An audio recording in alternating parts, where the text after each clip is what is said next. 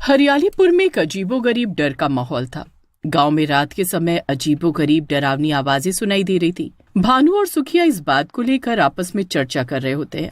यार सुखिया, मेरी समझ में नहीं आता कि हमारे हरियालपुर गांव को क्या हो गया है। पहले कितने लोग घूमने आते थे, पर अब तो पर्यटकों ने आना बंद कर दिया है।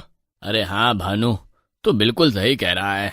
पहले जब सैलानी आते थे तो उन्हें मूर्ख बनाकर अच्छे पैसे ऐंठ लेते थे और हमारी अच्छी खासी आमदनी हो जाती थी। हाँ भाई, और कभी कभी तो उन पर्यटनों में सुंदर सुंदर लड़कियां भी आती थी, जिन्हें देखकर मन एकदम ठंडा हो जाता था।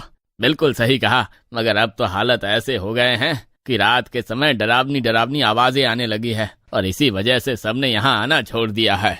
सुखिया और भानु हंसी मजाक करते हुए अपने अपने घर चले जाते हैं। रात धीरे धीरे गहराने लगती है। भानु अपने बिस्तर पर गहरी नींद में सो रहा होता है, तभी अचानक उसके कानों में एक अजीबोगरीब डरावनी आवाज गूंजती है।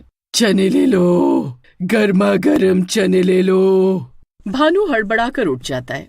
उसका दिल जोरों से धड़कने लगता है। वो धीरे धीरे घर से बाहर आता है और चारों ओर देखने लगता है। अगले ही पल किसी स्त्री के चने बेचने की आवाज उसके कानों में टकराती है। चने ले लो, गर्मा गर्म चने ले लो। ये सुनकर भानु चौंक जाता है और अपने आप से कहता है, अरे ये अचानक डरावनी आवाजें स्त्री की मीठी आवाज में कैसे बदल गई?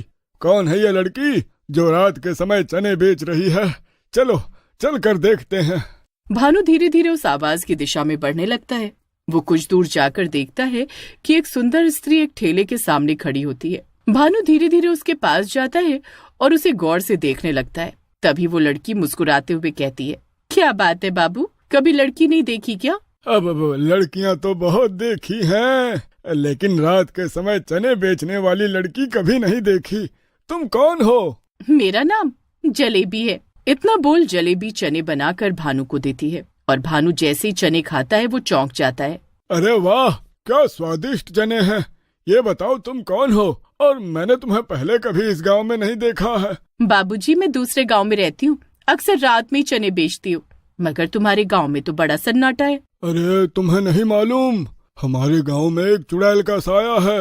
वो रात में डरावनी आवाजें निकालती है। तुम्हारी आवाज से पहले मैंने वही डरावनी आवाज सुनी थी। अरे बाबूजी, मैं तो इतनी देर से यहाँ खड़ी हूँ, मैंने तो कोई डरावनी आवाज नहीं सुनी। अगली सुबह भानु सुखिया को पूरी कहानी सुनाता है। अच्छा, क्या सच में? कैसी दिखती थी? मत पूछ भाई, इतनी सुंदर लड़की थी कि मेरी नजर उसके चेहरे से हट ही नहीं रही थी। तभी वहाँ गांव के मिर्ची चाचा आ जाते हैं और गुस्से में भानु से कहते हैं, अबे मूर्ख, रात के समय कौन लड़की चने बेचती है?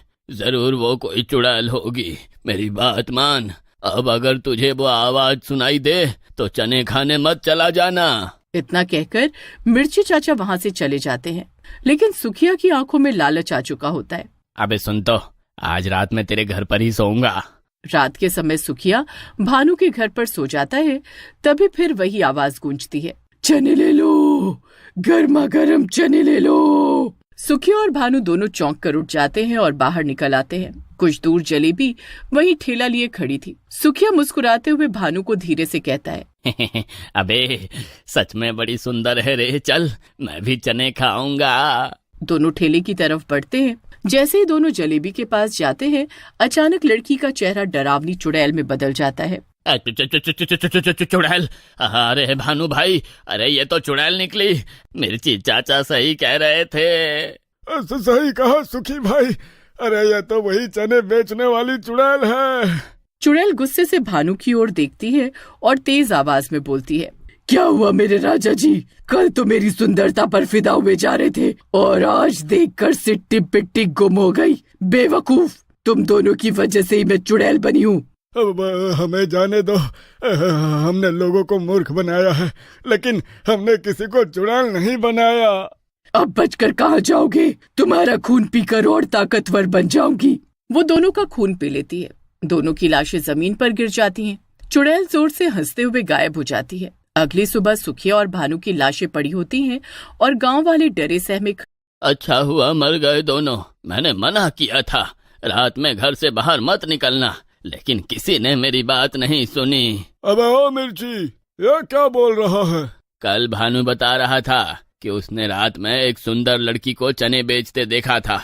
मैंने मना किया था कि कोई लड़की रात में चने नहीं बेचती, जरूर चुड़ैल होगी। इन दोनों को चुड़ैल नहीं मारा होगा। कुछ देर बाद दोनों का अंतिम संस्कार कर दिया जाता है।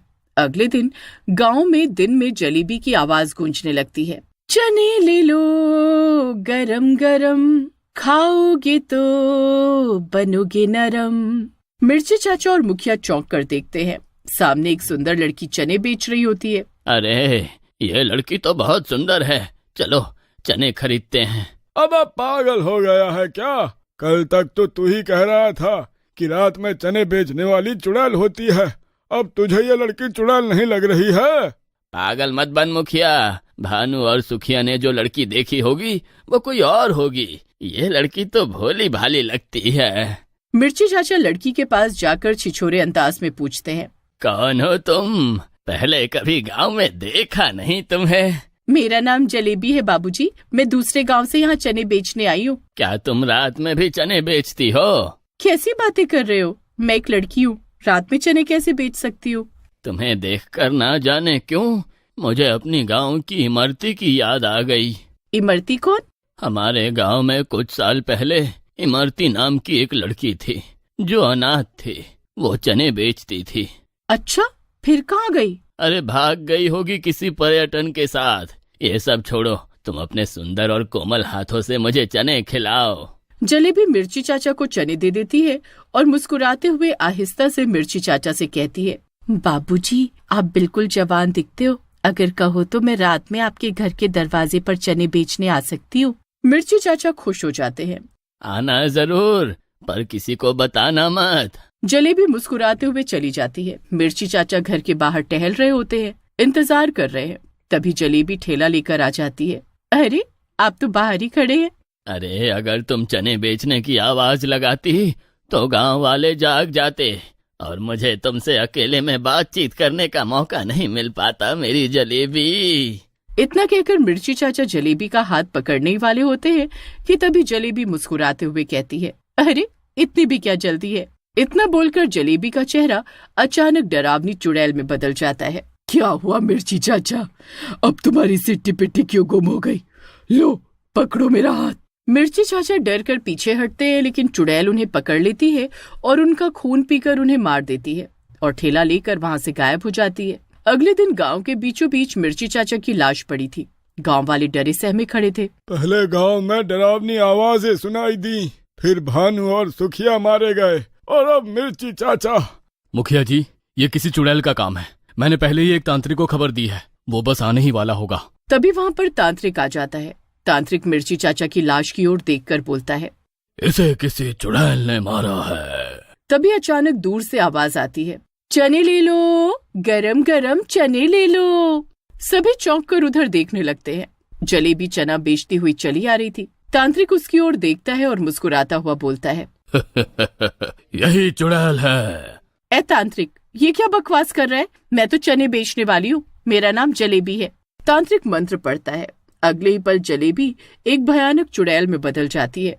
मेरा शक सही निकला, ये चने बेचने वाली ही चुड़ैल निकली। तांत्रिक गुस्से से चुड़ैल से बोलता है, तुमने गांव वालों को क्यों मारा?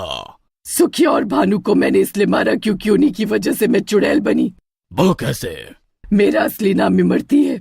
जब मैं जीवित थी तो इसी गांव में चने बेचती थी। भानु, सुखिया और मिर्ची चाचा मुझ पर बुरी नजर रखते थे। मैंने कभी उन्हें घास नहीं डाली। इसी बात पर एक दिन गुस्से में आकर भानु और सुखिया ने मुझे ऊंची पहाड़ी पर भेज दिया, ये कहकर कि वहाँ सैलानी ज्यादा आते हैं, वहाँ मेरे चने खूब बिकेंगे। मैं नहीं जानती थी कि वहाँ एक दलदल है और उसमें फंसकर मेरी मौत हो गई और मैं चुड़ैल बन गई। अब मैं पूरे गांव को खत्म कर दूंगी। पागल हो गई है, तूने अपना बदला ले लिया। अब शांत हो जा और चली जा। तू कौन होता है मुझे रोकने वाला? मैं तुझे भी मार दूंगी। तांत्रिक जोर से मंत्र पढ़ता है और चुड़ैल के शरीर में आग लग जाती है। कुछ ही देर में चुड़ैल जलकर राख हो जाती है। गांव वाले राहत की